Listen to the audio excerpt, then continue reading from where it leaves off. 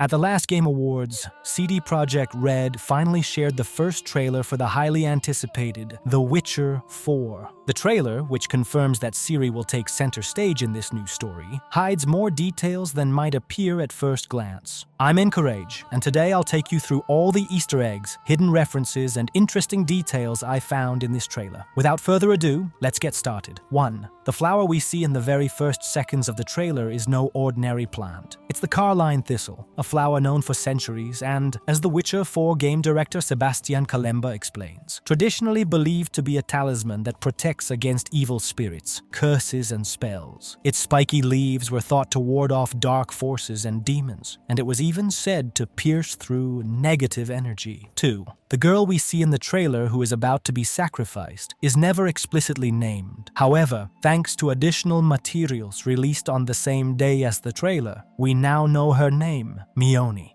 3. Player speculation about the game's location has also been confirmed. The village featured in the trailer is called Stromford and is located in the far north. The developers haven't revealed more details yet, but we can be almost certain that our journey will take us to Kovir and Povis, or even the Dragon Mountains.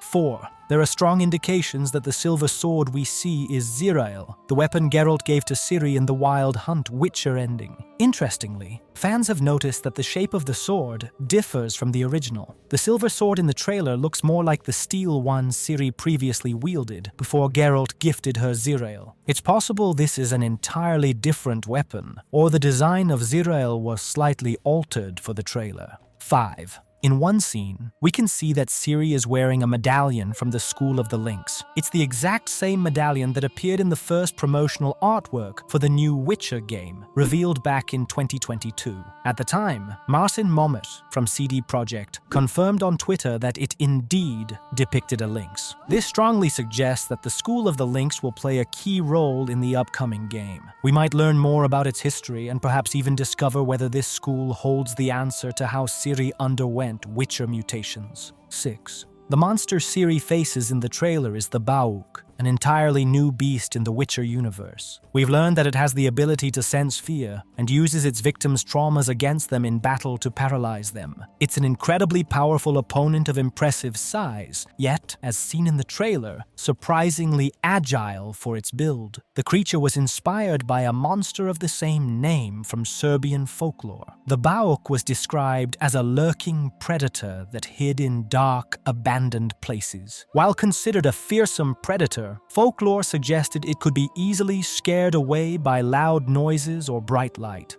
7. In this scene outside the monster's cave, we can see wind chimes hanging from the trees. In many cultures, wind chimes are believed to have magical properties, with their sounds said to ward off evil. This suggests that not all of Stromford's villagers worshipped the Bauk as a deity. Some clearly saw it as a threat. Furthermore, the chimes' sounds might reference Serbian folklore, which describes the Bauk as being afraid of noise. It's possible that the villagers of Stromford also believed they could protect themselves from this dark creature by using sound to keep it at bay. 8. When Ciri enters the monster's cave, we hear the following words.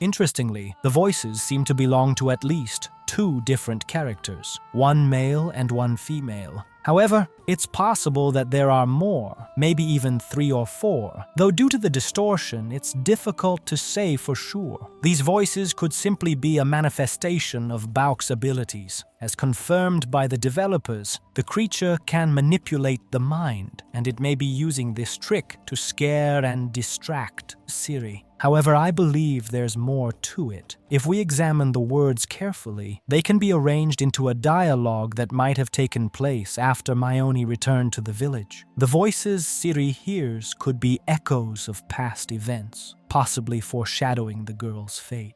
If we interpret it this way, the dialogue might go as follows. Likely spoken by one of the villagers, directed at Mione's father, who tried to defend his daughter from the enraged crowd. A female voice, possibly belonging to a Maioni or another villager convinced that the sacrifice is necessary. However, it doesn't seem to be Maioni herself, as its tone is different from her later words. The voice of a villager, certain that the ceremony must be completed and that Maioni must die to ensure the village's safety. Maioni's own words. She sounds like she can't believe she survived. Or maybe she didn't even want to.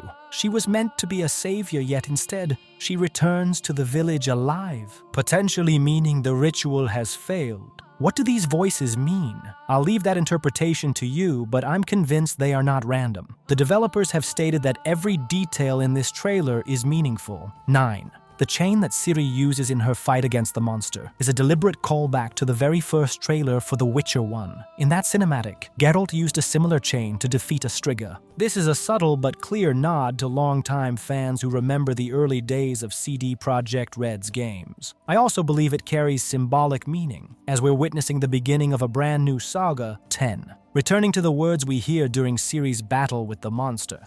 Fate cannot be changed.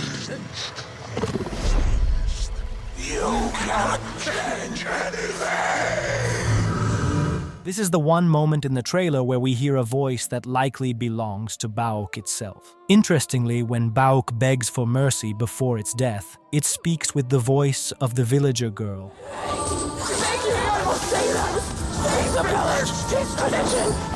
This suggests that the creature's voice changes depending on the situation. When it feels confident and close to victory, it uses its own voice. I believe these words can be interpreted in at least two ways. A direct reference to the events of the trailer. After all, Ciri failed to change Maioni's fate. Even after defeating Bauk, the tragic course of events remained unchanged. Maioni still perished at the hands of the villagers. A possible hint about the game's overarching story. Bauk's mocking words could imply that even Ciri, the Lady of Space and Time, is powerless to alter fate. This might suggest that in The Witcher 4, Ciri will attempt to change past events. Could the game take us back in time? 11. In this scene, we see Ciri using magic. Not just basic Witcher signs, which she also employs earlier, but true elemental magic. What's more, this has been explicitly confirmed by the developers. This is an important detail, as it debunks a popular online theory suggesting that Ciri lost her magical abilities due to the events of The Witcher 3. While her combat style has clearly evolved, for example, the signature dashes from The Witcher 3 are noticeably absent, the fact that she wields elemental magic proves she hasn't lost all her powers. This strongly suggests that magic development could play a key role in the upcoming game. 12. Just before taking the final blow, Bauk, in a desperate act, cries out the following words.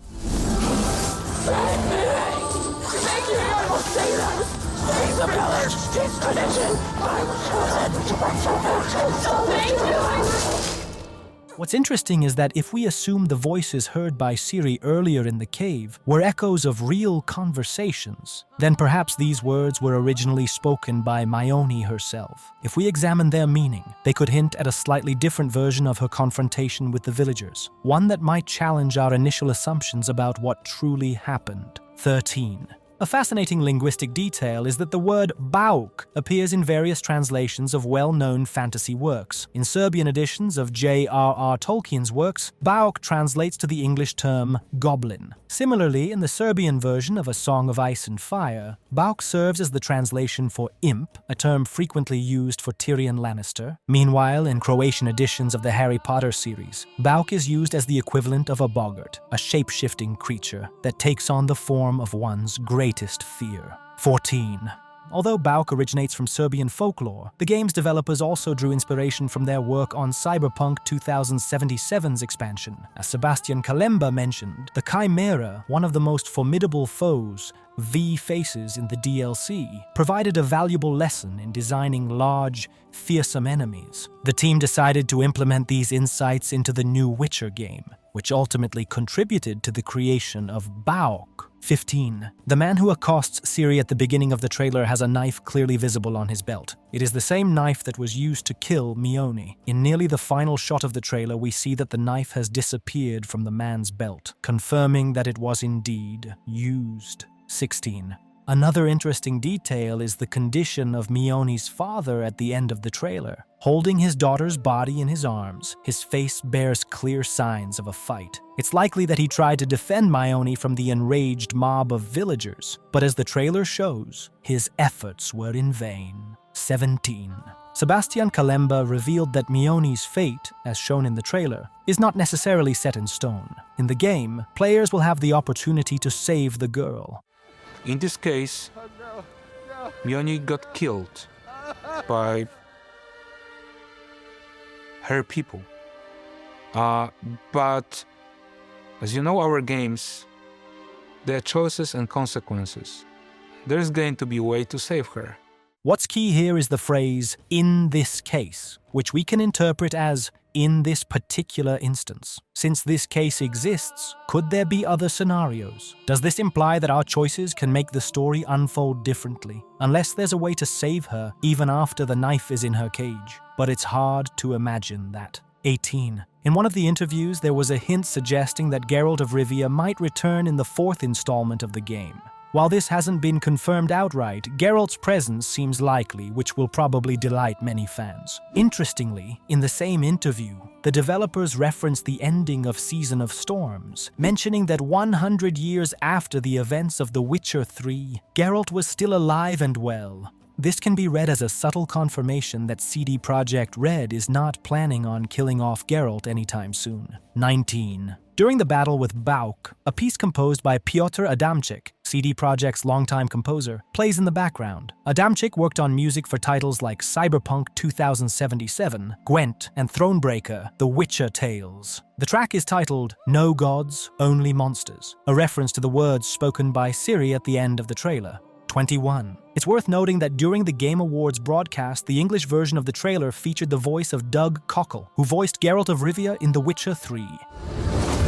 Time for a new saga. See you on the path. Interestingly, the line spoken by him only appeared in this version of the trailer. It doesn't appear in any other versions published on the IGN or CDPR channels, regardless of language. 22. One of the topics that sparked widespread discussion among fans is the new protagonist and her connections to the endings of The Witcher 3. As a reminder, the story could have ended in 3 different ways. One where Ciri dies, one where she becomes the Empress, and one where she becomes a Witcher. Fans point out that Ciri's appearance as the main character in The Witcher 4 suggests that the studio must have considered the 3rd ending as canon, rejecting the others. However, the developers addressed this issue as well. During one interview, they confirmed that they left a loophole in The Witcher 3 that allows for any of the 3 endings to transition smoothly into the next game without breaking canon, so no player should feel cheated. They directly referenced a secret discovered by Latalis in 2022. In the bad ending, in the hut on the swamps, he found an image of a swallow flying away from the tower in Undvik, woven into a tapestry created by the witch Weavis. This was meant to serve as proof that Ciri survived the events of the Wild Hunt's finale. You can find a link to Latalis's full video in the description. It's definitely worth watching if you haven't heard about this discovery before. In my opinion, the theory of a single canonical ending now makes more sense than ever. The only question the developers would need to clarify is how Ciri, the future Empress, returned to the Witcher's path. I won't delve into the details of this theory here, but if anyone wants to learn more about it, I recommend checking out the material on the Ex Latalis channel, which explains the theory very well. That's all for today's episode. Of course, this is probably not everything that this trailer has to offer, and in the coming days or weeks, we may learn something new. Remember, even though the trailer has answered many questions, there are still plenty of things left unclear, but we will surely find out everything in time. Let me know what you think about all of this. Do you agree with my observations, or do you have your own thoughts? Thanks for watching, and see you in the next episode.